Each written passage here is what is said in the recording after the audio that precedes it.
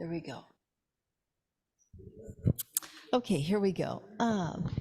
So Robert Schwoch, as I was saying, is the current president of the Zen Center's board. He's been a Zen student here since 2019.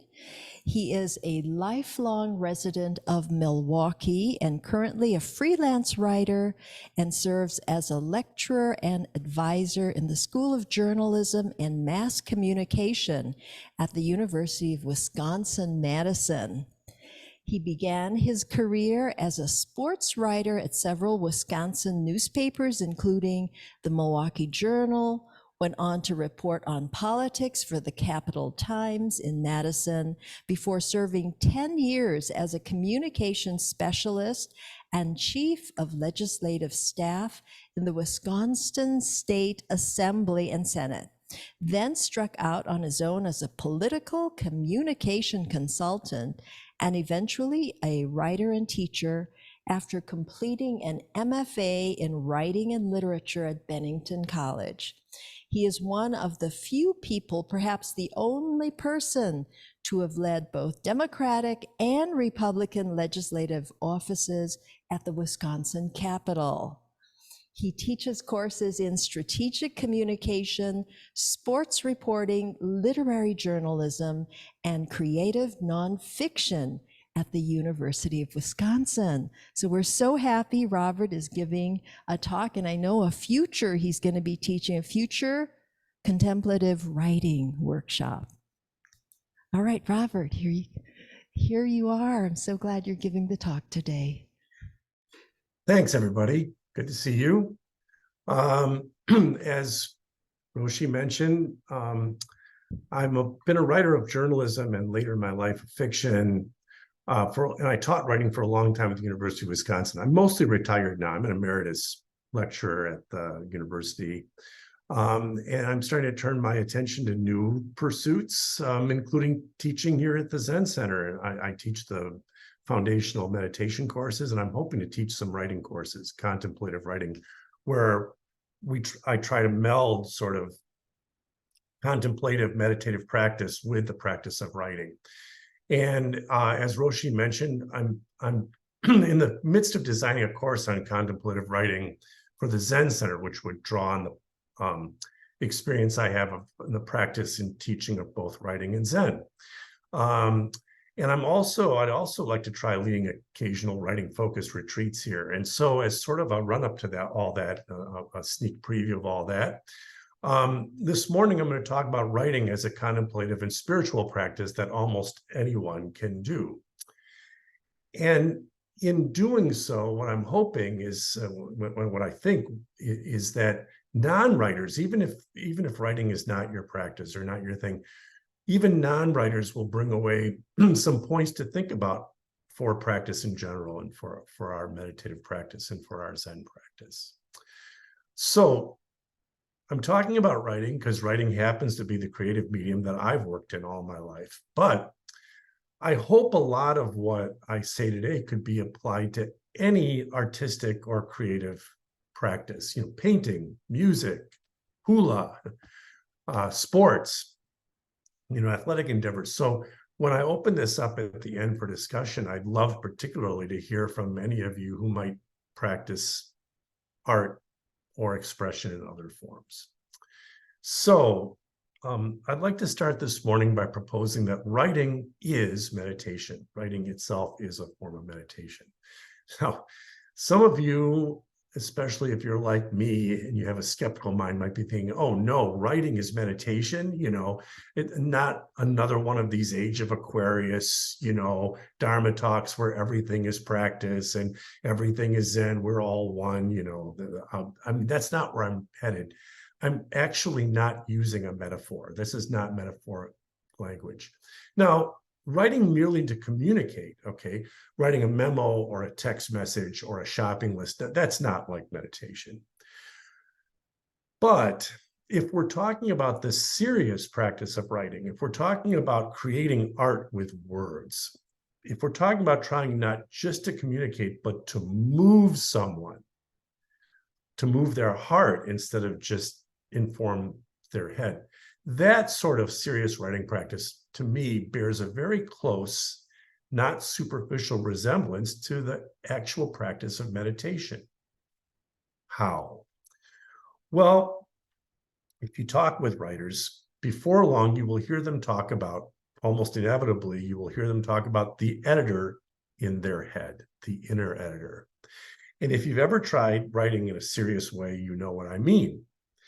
You put down a sentence and a voice in your head goes, well, that's not very literary, is it?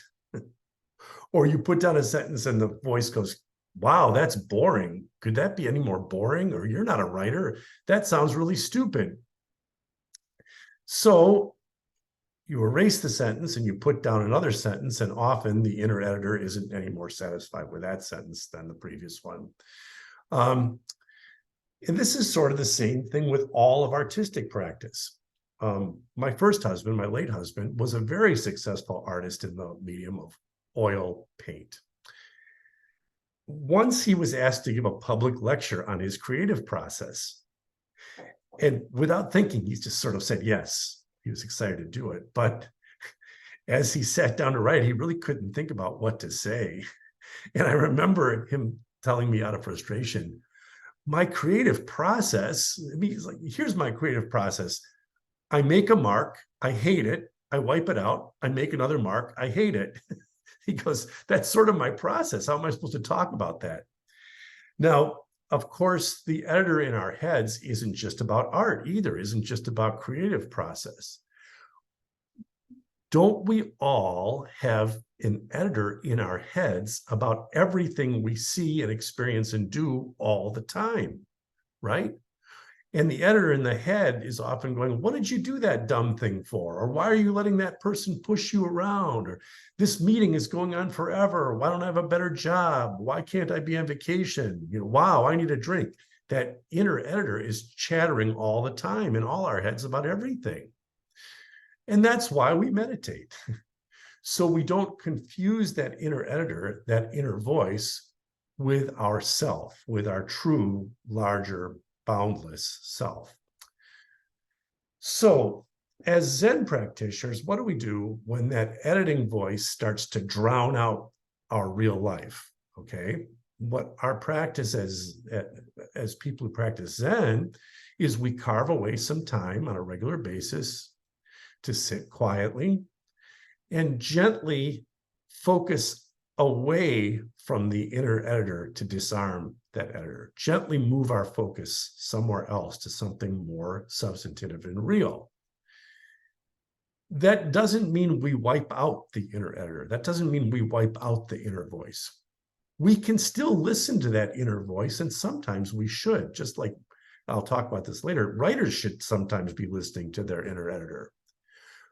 But we want to make sure the inner editor, either of our writing or of our lives, isn't running wild and editing out everything, isn't editing out real life.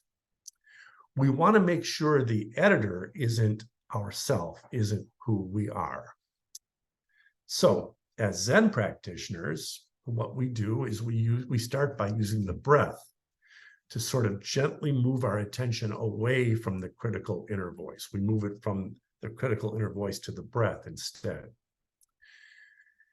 As we develop our meditative practice, we might expand our field of attention, of alternative attention. We might expand it to the larger field of our senses, to the birds singing outside or the traffic whizzing by, which we always hear in the Dharma room at the Zen Center, or anything besides hitching our essential self to our inner editor, to our self-critical chain of thought.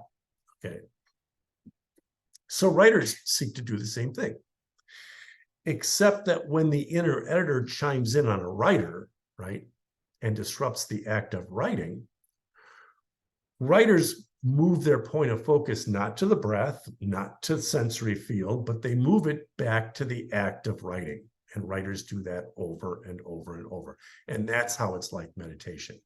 That constant returning of focus, that constant returning to the breath for a Zen practitioner, or to the page for a writer, to the act of writing, That is actually the true practice of meditation. Sitting or writing with an undisturbed mind might be our intent, that might be our desire, that might be our goal, but it's actually not the practice. The practice is distraction returning, over and over, 100 times, 1,000 times, 1,000,000 times. That's the practice of meditation, and that's the practice of writing and of art, and maybe of any serious endeavor in all of life, okay? So by continually returning to the act of writing with a less disrupted mind, with a mind that's detached from the inner editor, along with study of the craft of writing itself, writers hope that their writing will evolve and improve. Writers sort of aim for a point of flow in which there's no blockage between the urge to create and the creating. Nothing comes in and interrupts. It's natural. This is just like athletes aim for what they call the zone, okay, where the movements and strategies of the sport are internalized through practice and felt and embodied, rather than thought out and criticized and corrected, which always interferes with the actual act of athleticism. It's the same thing that we as Zen practitioners hope our meditative practice can bring us to in life. A less disrupted, more embodied state of mind in our lives outside of meditation. So we respond to situations naturally without overthinking or second guessing. So now, the thing about writing is a particularly challenging form of practice. I happen to think, I might be biased because I've tried to do it all my life, but I think that the practice of writing is harder than most other creative endeavors. And I think for me, it's actually harder than practicing Zen itself. Why? Well, the tricky part about writing is that it's a medium of words, and we tend to think in words, which means that inner editor is coming at us in the same medium we as writers are trying to work in, words. An oil painter, like my first husband, might hear that inner editor too as he paints, but at least the inner editor isn't coming at him with paint. He's coming at him with words about paint. The inner voice with writers is in the same verbal medium as the act of writing. And that makes it especially difficult to divorce that critical voice from the creative voice in a writer's mind. This is why, as a Zen practitioner, one of my meditative practices is to try to not to verbalize the thoughts as they come. If I can interrupt the thought before it becomes verbal, I find that I can reach a more productive meditative state. Same thing, writers need to sort of de-verbalize the inner editor, and that's very difficult to do. And I think this is why writers are especially prone, notably prone, infamously prone to long periods of not being able to create at all. And this even has a name. It's called writer's block. And it afflicts many writers, and it's afflicted even famous writers. Even the most famous writers on earth for long periods of time have confronted severe writer's block and not been able to work. Now, to break through writer's block, many well-known writing teachers, and especially those who come from a meditative standpoint, especially those with a background in meditative practice. Natalie Goldberg is a great example of this. If you don't know her, she's one of the greatest writing teachers of all time. She is a Zen practitioner. She's affiliated with one of our affiliated Zen centers down in New Mexico, Upaya. Many writing teachers like Natalie Goldberg advocate a practice called free writing. Okay, maybe you're familiar with it, maybe you've heard about this. Now, in free writing, no matter what comes out onto the page, No matter what the inner editor is saying or how angry or upset the inner editor is getting, you just keep writing. Okay. Natalie Goldberg advocates using kind of old-fashioned pen and paper to write so that the writing process never goes too far ahead of the thought process. And her number one rule of writing is keep your hand moving. Do not stop. She writes, when you sit down to write, whether it's for 10 minutes or an hour, once you begin, don't stop. If an atom bomb drops at your feet 8 minutes after you have begun, and you were going to write for 10 minutes, don't budge. You will go out writing. Okay, that's her core advice. And it's very sound advice. After all, there's no risk to writing. Like there's no risk to keeping your hand moving. No one has to see anything that goes down on the paper. After you're done, you can just throw out what you've written if it's no good and keep writing. And the idea is if writers keep writing and keep detaching from the inner editor, keep the hand moving, eventually something worthwhile should pop out as the writing craft deepens and becomes more embodied and perfects itself by practice and learning. That's the idea of free writing.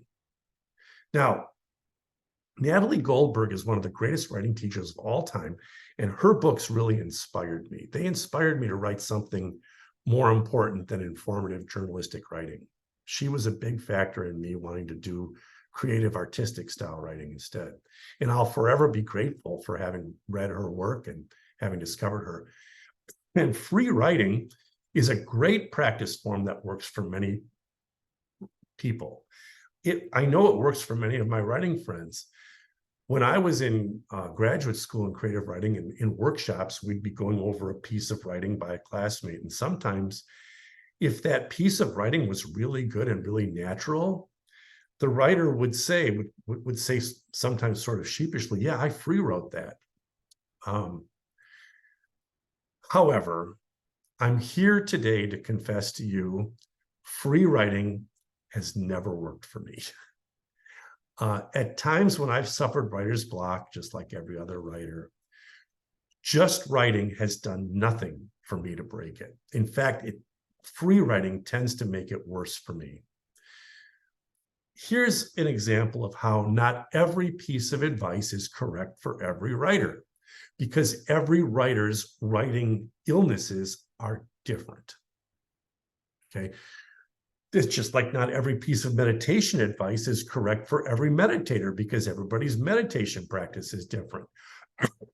For the particular ailments of my writing practice, for whatever reason, free writing has never been the right prescription, for reasons that I hope will be illuminating for you as writers or as Zen practitioners. So here's why. Natalie Goldberg and other proponents of free writing say keep the hand moving even if your brain is producing nothing interesting to write. Even if you have to start writing over and over, I have nothing to say, or I can't think of anything, or blah, blah, blah, blah, blah. Okay? Some writers, and probably most writers, will get tired or bored of writing blah, blah, blah, and their minds will automatically start to produce something creative. And that's the idea of free writing. Not me. I can write blah, blah, blah type writing forever, indefinitely. In free writing, I reach sort of a blah, blah, blah state of concentration, a blah, blah, blah samadhi, where the movement of the hand and the roll of the pen and the scratching of the paper become like their own practice. And the idea of writing anything substantive almost becomes feel like a disruption rather than a release.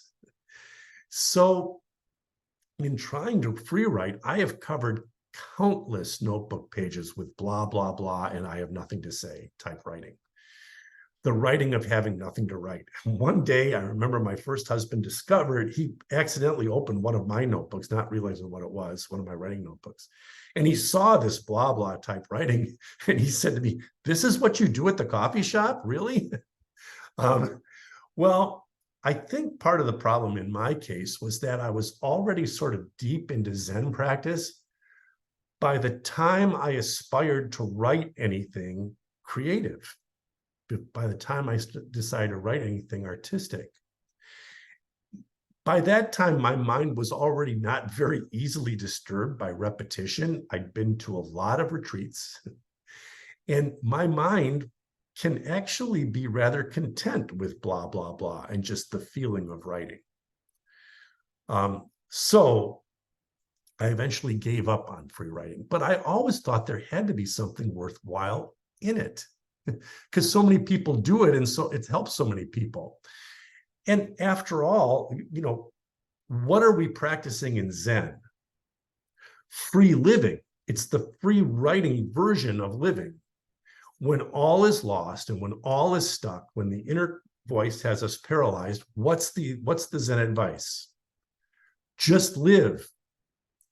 Let life come in fully and respond, rather than enslaving ourselves to this inner voice and trying to control what's happening, right? So free writing sort of worked for me in life. It just didn't work for me in writing. And I could never figure that out. Why just live produced a rich, full existence for me through all the ups and downs of everyday life, while just write produced blah, blah, blah. Okay. So there's a maxim that in teaching, no one learns more than the teacher. And it's a maxim that's very, very true. If you've ever done any teaching, you know this. And in teaching writing to my students, when I became a college teacher 17 or 18 years ago, I started unlocking why this free writing worked for other people and it didn't work for me. Because I would recommend free writing to some of my students who were stuck, and it would work for them. And in talking with them about it, I had some insights about it. Look, when we as practitioners of Zen take our meditative practice out into real life, okay, real life presents us with a lot of material. It presents us with a kaleidoscope of sensory input and a million different situations to choose from and respond to, okay? So when we turn off our inner voice and look at life, we're left with this beautiful, unfettered presentation of life itself, sort of life unadulterated, life unfiltered. But as writers, when a writer turns off the inner critic and returns to the page, what's there? Nothing, blankness. It's like meditating while starting. It's like meditating while staring at a wall, and then leaving meditation and seeing another wall.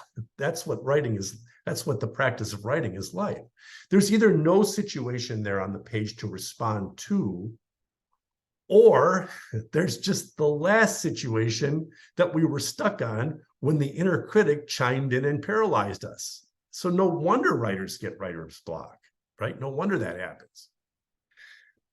So it has occurred to me, examining my writing practice closely as someone who also practices Zen, that for me, in returning to the blank page, silencing the inner critic and returning to the blank page, I was substituting that activity of pen on paper for not just my outer existence, but for my inner existence as well. I was returning to the relative world of pen on paper as the absolute world of mind as well. What happened actually is that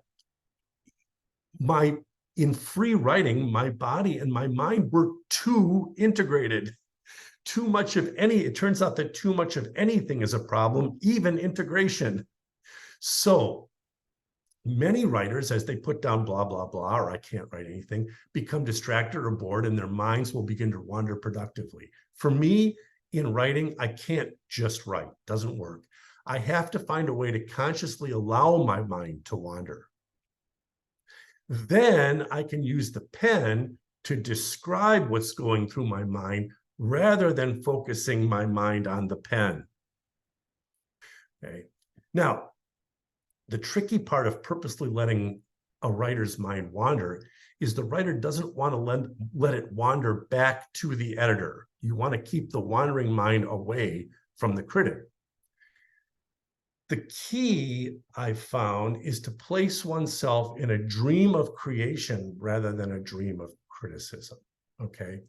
So instead of free writing, my practice these days, the practice I've come up with and the practice I teach, when writing a first draft of something is not free writing, it's free dreaming. This is, I think, the creative state of mind. It's the creative state of mind that some writers and some artists fall into automatically or after a while as they start the act of writing. For me, I have to sort of produce it on purpose in my head. So to start on free dreaming, okay, I seek what I call and what I've taught as a dream trigger, right? A dream trigger is some flash of mind that gets thoughts moving in a direction away from criticism, away from writing. It gets thoughts moving on something that is not related to the act of writing. It gets thoughts moving in a direction that's something that could be written about, but it is not writing.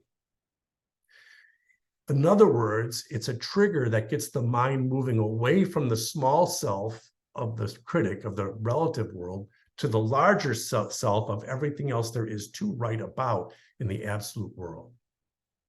So, what are examples of these kinds of dream triggers, okay? Well, the nature of the trigger sort of depends on what form I'm intending to write in. So, let's say it's memoir. Let's say I'm going to write a creative nonfiction about oneself or about one's own life. If it's memoir, I'm casting around in my memory and through my files on my own life about some memory that remains sort of open or unresolved or is curious, triggers some curiosity or questioning about that moment, about what happened, what did it mean? And that in that way, it might be re-explored in some interesting way on the page. That would be like a memoir trigger. Like, wow, why do I remember that day at summer camp when we were all pushing each other off the raft? Why do I still remember that? What did that mean? And so those are the sorts of things that for me will trigger a memoir. For a piece of fiction, I may be looking as a trigger for some situation that I've seen in real life that intrigued me, and so much that it might prompt me to invent what might have happened from there and what it might mean, okay? The situation could be from my own life, could be from the life of someone I know, it could be a story I've heard, could be from something I've seen in the news, a conversation I've heard on the bus. Anything that makes me think about what happened, what might have happened, how might that have been resolved going forward, and what might it mean? If it's an essay, if I'm writing an essay, and this is a form I've worked in a lot, I might be looking as a trigger for some question that's dogging me and that I don't have an immediate answer to. So then the dream, if the trigger is a question, the dream proceeds as sort of a dialogue or discussion with myself about the question, asking, answering, like a panel in my head of point, counterpoint, asking and answering. If I'm writing poetry, which tends to be quite challenging for me, but I've had great training at it, if I'm writing poetry, usually the trigger is some sort of image or moment from life that contains beauty and promise for saying something more about it. That makes me want to share that image and say why. This sort of trigger is usually smaller, more contained than a dream trigger for another type of writing. So like having seen some animals frolicking, the smell of a spring day, the sound of children playing. Why is this sticking in my mind? What was the beauty in it? And what am I prompted to say about it? Why is it pushing me to say more about it? Poetry can also start in kind of the same way as a memoir or a piece of nonfiction, as an essay. It can start with a memory or a question. The only thing is it moves from there in a more artistic or metaphorical form of language. It moves from there in something that's more beautiful than mainly just prose, than mainly just words of description. At the University of Wisconsin, I've taught mainly creative nonfiction, and I've taught it to journalism students. How do you take journalism and make it into art? That's sort of what I teach creative writing-wise. But I also teach them poetry. And I teach them poetry as a form of very creative nonfiction. I mean, poems for me are sort of essays, but they're done in a very artistic and very free-form sort of language. So the triggers for poetry can be sort of the same as triggers for nonfiction, can be sort of the same as triggers for memoir. Now, that's an idea of all the sorts of things that I use as a dream trigger, but they all have one thing in common. And what they have in common is that they are not resolved. They present not a point, but a question. There are certain writers who start from the premise and work backward and write the whole thing, but that's not me, and I don't think it's most writers. Most writers want to be surprised along the way in the act of writing so that the reader will be surprised too. So I'm always looking for an element of mystery or needing to know more in a trigger for a creative dream. For me, they're like a koan. A good trigger is like a koan. There's no easy answer to it. It produces more embodiment.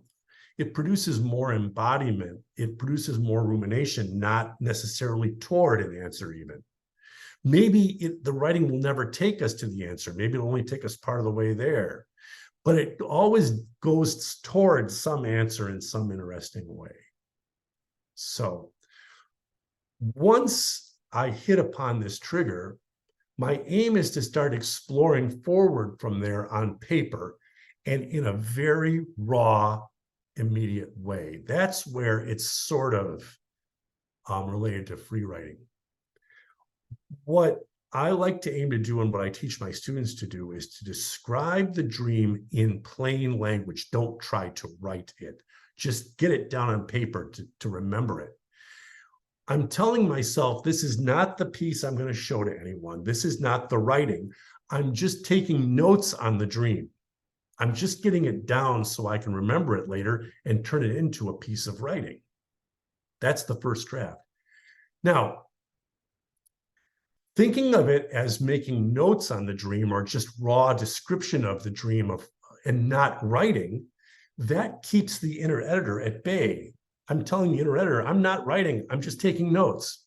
So who cares if it's not literary? Who cares if the grammar is clunky? Who cares if the prose is boring? It's just notes for me so I can come back to it later when I'm really writing. It's sort of free dreaming. It's raw dreaming and just getting it down.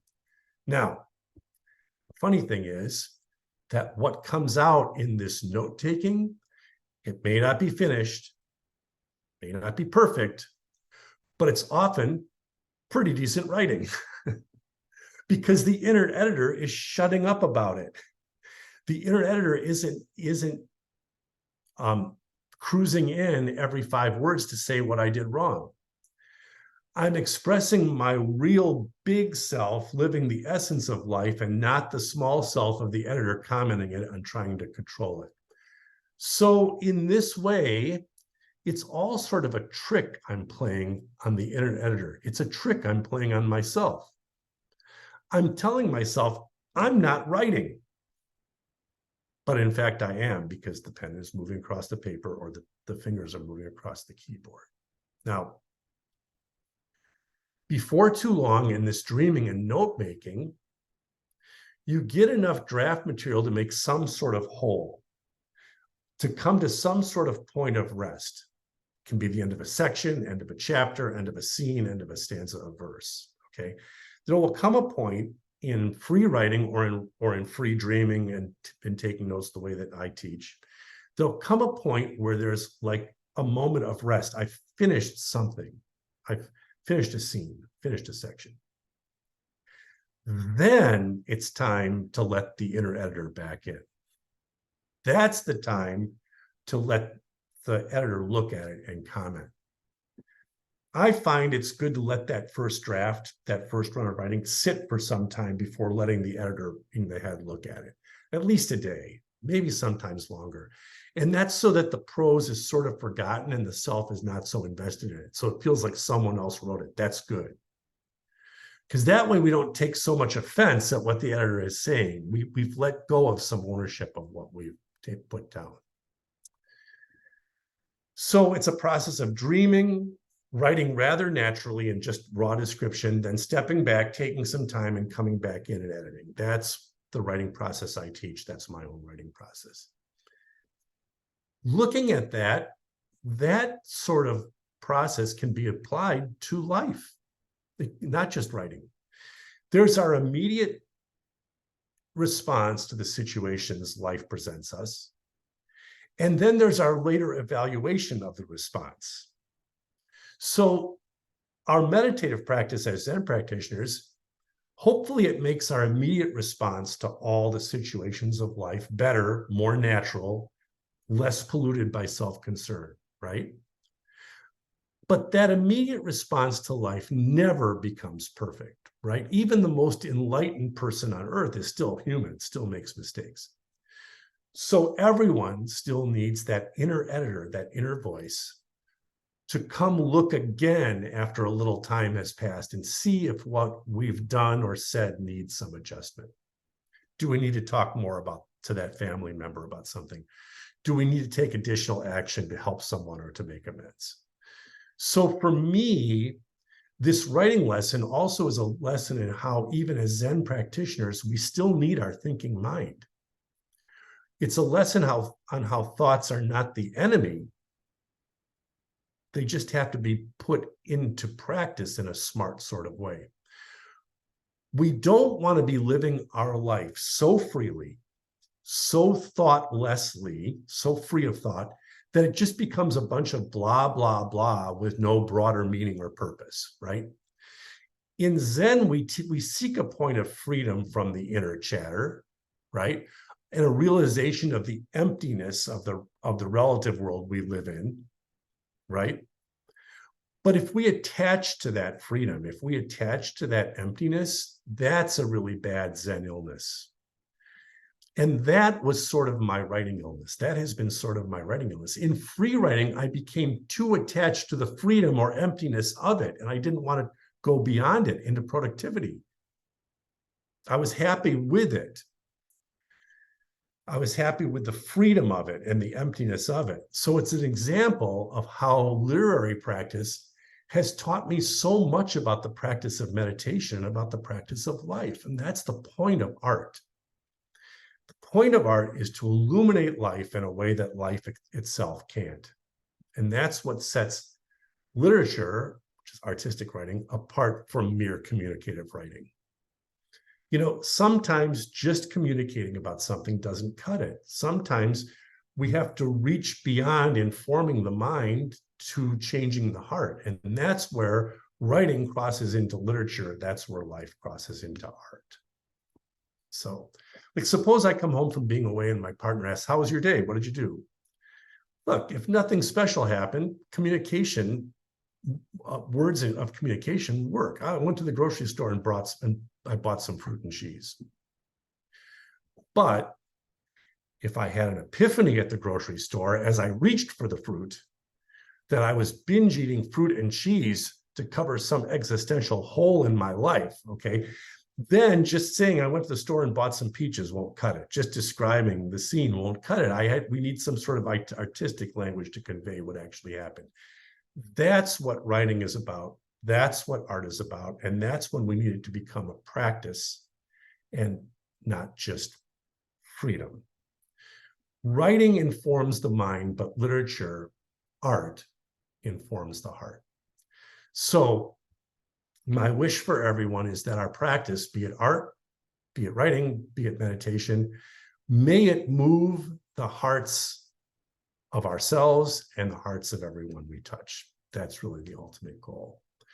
So that all is sort of the jumping off point for the contemplative style of writing, contemplative, that I hope to bring as a practice to our Zen Center. I was going to be teaching a course in contemplative writing this fall, but it just didn't turn out to be the right time for me and for several people who are teaching the course. We're probably going to put that off until wintertime, when people are inside and more prone to be wanting to write anyway. So, but I hope eventually to bring this sort of contemplative style of writing to a course at the center, and to perhaps some one or two or some day or brief retreats where our Samu might be writing, and maybe our Dharma talks would be writing. That's sort of an idea I have in my head that I'm still trying to flesh out. So that's the substance of the talk, and I will welcome any comments or discussion.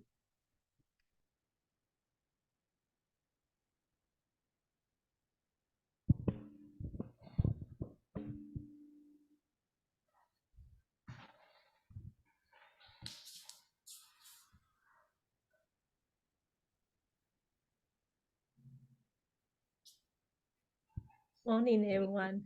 Robert, thank you. Wow. I should think. I just so moved by your your talking. It's like, I use that your process to process my own issue that I'm facing at this moment. It's so moving. And it also brought me back when we were doing the teacher training, a lot of perspective. Wow, your integration is wow. Thank you. And looking forward, I hope I could find a time. If you started teaching writing in the winter time, I'd probably be able to join.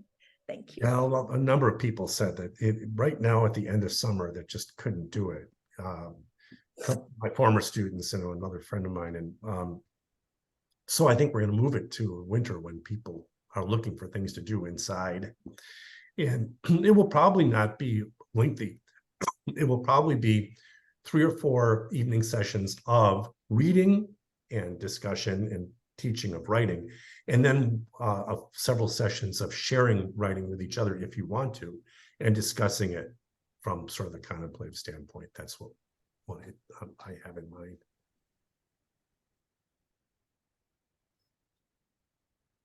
Thank you for sharing the creative process. It was revelatory and clear, and I appreciate it. Could you comment, please? I struggle with the electronic takeover of the writing process, because in it I find that when I'm grading papers, for example, I print them out and I edit, and then I comment. There are any number of coaches at North Park University who say, oh, no. Look, it's all electronic. They're not even going to produce a written piece, you know. It's all going to be in electronic form. And I'm struggling with that. How have you come to terms with it? Well, and man, we in our department, I work in a department of journalism and communication. We talk about this all the time. And I do the exact same thing as you. I print out every assignment and I mark it up with blue ink. Most professors use red. I'm red-green colorblind. I use blue.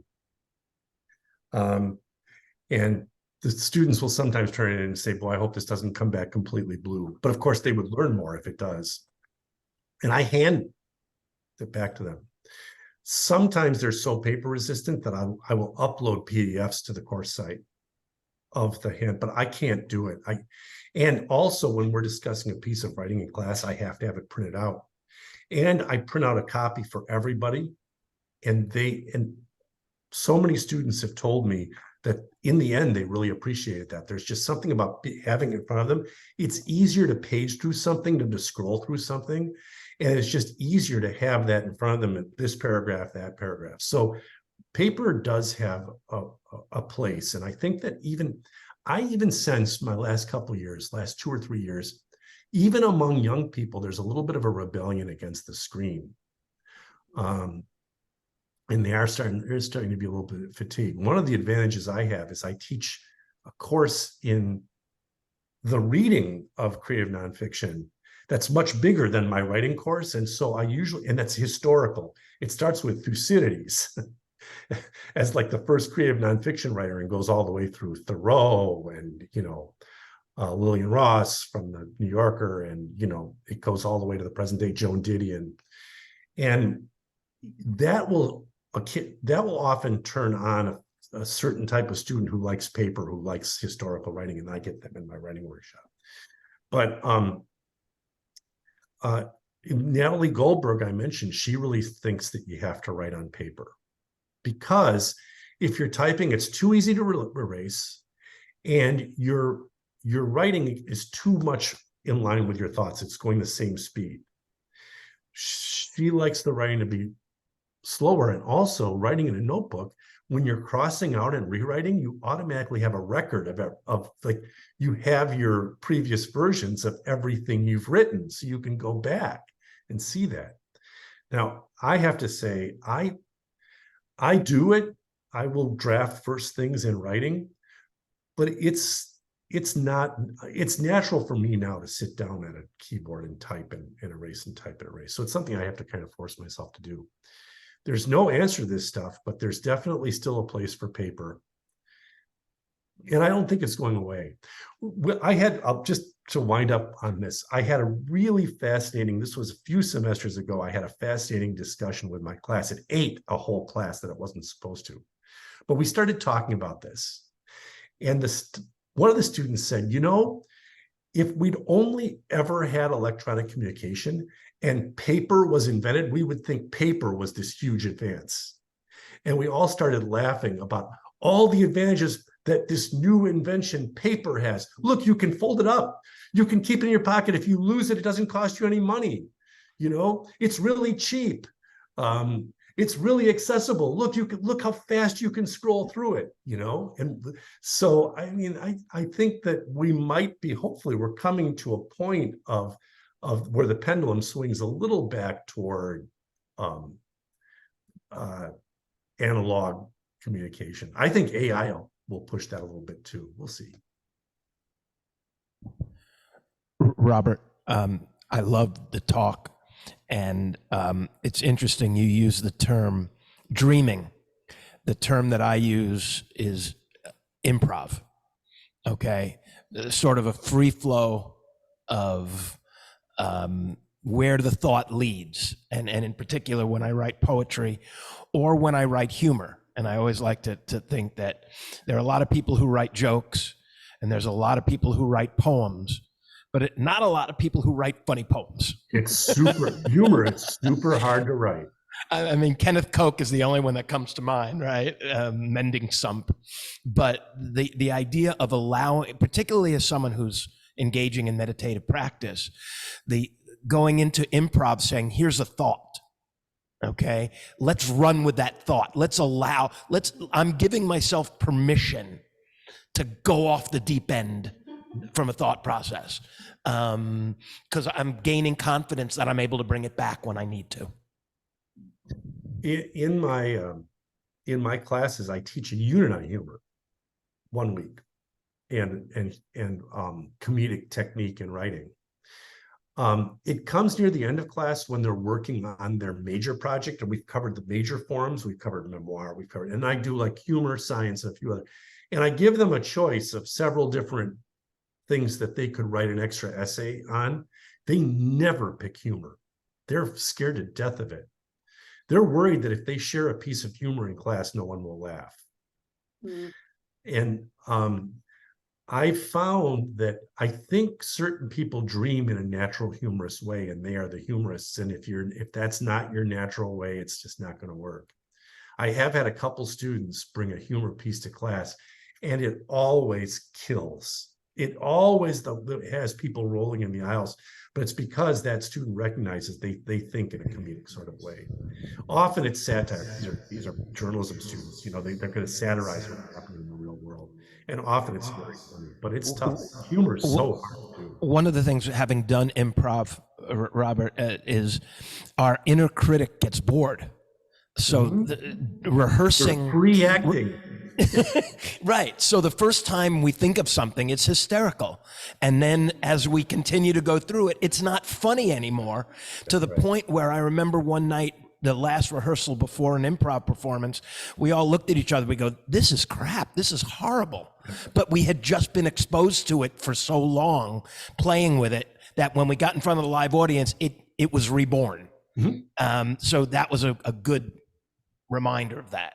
This is why it's a lot of writers like to put drafts aside for a while, so that their mind isn't so acquainted with it that there's a certain boredom that sets in, or a certain over familiarity with it, and they can't judge it. And it's tough, because when you're writing something and it's going well, the urge is to send it out in the world, to get somebody to look at it. The urge is to rush it. And sometimes I just hate to put a piece of writing away, but I will. When my first husband passed away very suddenly, I was writing a novel, a young adult novel, in which him as a young person was sort of the model for the main character. And in grief, I could not work on that. And I'm just picking it up now, several years later, and that leaving it that long has been really productive.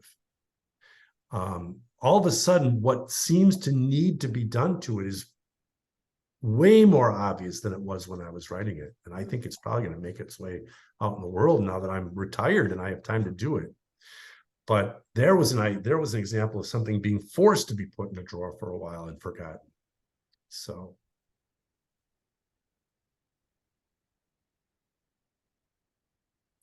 Thank you so much for the talk.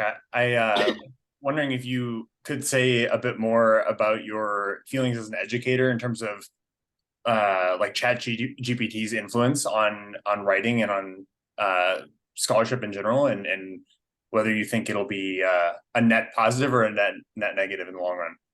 Well, I'll tell you what, ChatGPT landed almost the exact day I retired. And I looked at it and I'm like, wow, I'm glad I'm retiring. I've been tracking my departments. I'm still an emeritus, which means I'm forced to show up once in a while and act like I'm on the faculty. And in return for having a parking spot and some other perks. And I hear this discussion going on in the halls. I think at first the knee-jerk reaction from educators was ban it. Try to find a way to suss it out, try to find a way to recognize it. I think now we're at a point where people are realizing it's impossible, and we're going to embrace it as a tool. And I think probably in a few years, artificial intelligence will be part of the creative process for a lot of writers. And writers will be looking to use it as a way to generate ideas and as a way to get unstuck. But I think in creative art, it's never going to replace the real thing. Because I just think it's hard for a programmed mind to actually create. We'll see. It's really early. Thanks.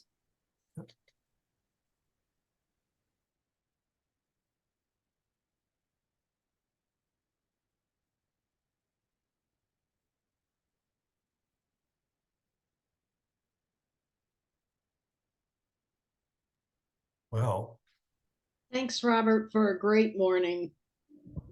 thanks. I enjoyed it. Now I have to go practice it. Yeah. Thank you, That Robert. sounds so easy while I talk about it. Oh, this is what I do. And now I'm going to go sweat trying to do it. So, well, it's good to see everybody. wish I could have been down there. I've been in Mexico a lot, so I need to stay home, but I'll get down there soon.